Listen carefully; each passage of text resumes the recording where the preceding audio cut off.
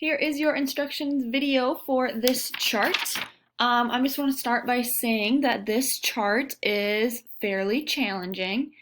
You do need to put page numbers and this will take you a little bit. So if you're struggling to find moments in the story or if this is taking you a little bit of time, that is okay. It is supposed to be a little challenging.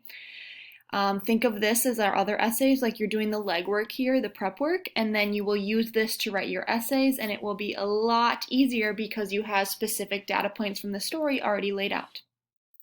That's just my little note before I start explaining this. So the most dangerous game chart, yours obviously will look blank like this. Click here for the video instructions I'm recording. And like I just said, page numbers from the story are needed. So remember, you read this story earlier in the week, and then you've already done the quiz, so you've already, in a sense, kind of done your first read of the story. And now you're going to go back and find specific moments. So you're going to kind of re-engage with that story, look through it, and find specific moments that will set you up for success with the essay we're going to start working on next week. So step 1, highlight which character you are choosing. So, do you want to do this chart and therefore write your essay on Rainsford? Or do you want to fill out this chart and therefore write your essay on Zaroff? I think they are equally as challenging, equally as easy, so just pick which character that you maybe liked best. So highlight which character you are choosing. And then you'll see this chart is laid out just like similar ones we did in Try 1, body paragraph 1, and then what you're going to need for that paragraph, and then 2 and 3. So this essay, like we talked about in class this week, or we will if you haven't had your Zoom meeting with me this week, this unit and this essay will be all about point of view. So we're reading the story, and then you will be analyzing how one of your characters' point of view changes on different things. So body paragraph 1 will be how your character views himself. So if you pick Rainsford, for example, how does Rainsford view himself and his own skills? Is he confident in himself? Does he doubt himself? You'll kind of track how he views himself throughout the story using specific moments when we, as the reader, can see his viewpoint of himself. Body paragraph 2 then will be about how your character, so again I'm sticking with Rainsford here for my example, so it'll be how Rainsford or your character views the setting. So how does your character view the island and the house? Is it a happy place? Are they happy to be at the island? Do they love the house and the island? In the middle of the story, does that change? Do they hate being on this island, or do they love it again? And then at the end, how does that change? Your character, like if you pick Zaroff, Zaroff feels pretty consistent about the island for most of the story, right? So if at the beginning of the story, his perspective is the same as in the middle of the story, that's okay. I'll talk about that more in a second.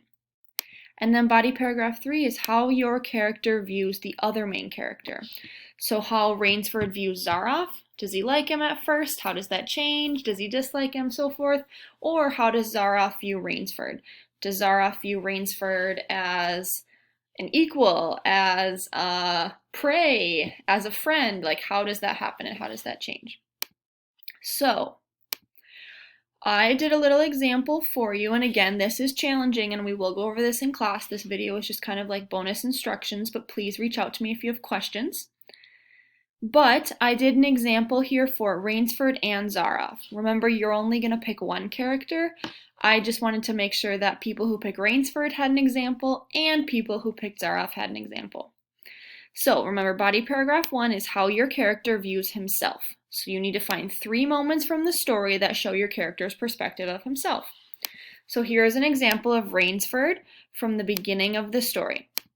So I said Rainsford is confident, sorry, I kind of combined those 2 words there.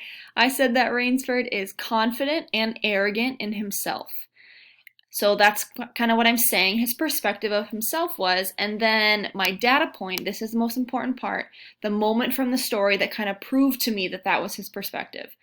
So in that, I think it's the second page of the story, Rainsford is talking to Whitney, that other guy on the boat, about being a hunter. He said animals don't have feelings. He said there's 2 classes of people in the world and I'm happy we're the hunters. Like he knows he's a talented hunter and he's kind of confident or arrogant about it. And then I also listed the page in which that happened. So that was that second page of the story on page 40. And then my Zaroff example here. So if you're choosing Zaroff, take a look at this. So I think at the beginning of the story that Zaroff is kind of confident and arrogant in himself as well. And my moment from the story that proved that that is how Zaroff views himself is he talks to Rainsford about having to find new game to hunt because he's so bored with like Cape Buffalo and what he's been hunting. He needed a new challenge, and he also brags about hunting more dangerous game than Rainsford. He says, specifically in the text, he says, I hunt more dangerous game. So he's kind of like bragging up, like, I hunt more than you, I hunt more dangerous things than you. So he views himself as a pretty serious and strong hunter. He's pretty confident in his abilities. So that's an example. In the middle of the story, then, for how your character views himself, I would say Zaroff's perspective doesn't change a ton.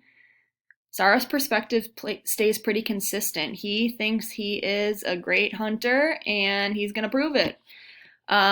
Rainsford, I would say his perspective of himself does change near the middle of the story. There's some moments where he says some things and he's doubting himself. So find one of those moments, and then at the end, how do characters view themselves?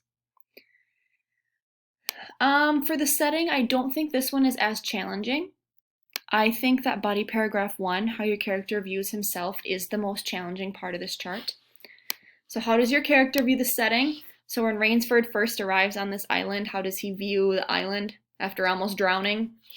How does Zaroff view the island if you chose Zaroff? And then kind of track how that changes.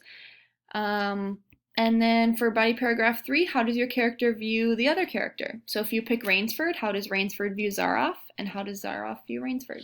So my last kind of tips for you, just going to go back to your chart. Make sure you have page numbers. Make sure you highlight which character you are choosing. And remember, you only have to fill out this chart based on the character of your choice. You don't have to do both things like I did. And then just make sure, if I go back to my example, I said, this is how Rainsford views himself. This is what happened in the story. This is the data from the story, the moment from the story where that happens, where I read this part of the story that I have highlighted right now, and then I said to myself, oh yes, Rainsford is kind of confident or arrogant in himself. And then I also have the page number. So make sure you put all 3 of those things. Keep in mind that this does go in the 60% category of the gradebook, so make sure you take your time on this and do this well. But that's really all your assignment is for either Thursday or Friday, depending on which hour you are in. So let me know if you have any questions.